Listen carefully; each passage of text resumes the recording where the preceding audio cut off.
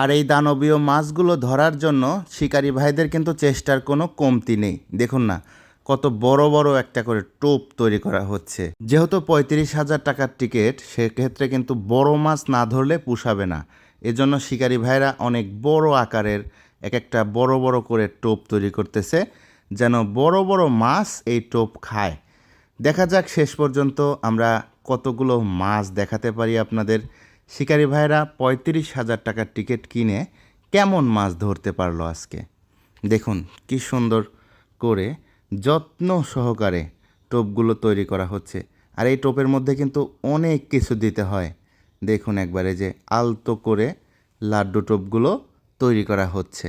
এগুলো এক একটি টোপ তৈরি করতে প্রায় 100 থেকে 200 টাকা পর্যন্ত খরচ হয়ে যায় কখনো কখনো। শৌখিন শিকারীরা কিন্তু খরচের দিকে তাকায় না, তাকায় হচ্ছে বড় মাছ ধরতে হবে। বড় মাছ ধরার জন্য যা যা প্রয়োজন সকল চেষ্টাই কিন্তু শিকারী ভাইরা করে থাকে। এই যে দেখুন আরেকটি লাড্ডু টোপ। এই লাড্ডু টোপগুলো কিন্তু কাতল মাছের খুবই প্রিয় একটি খাবার।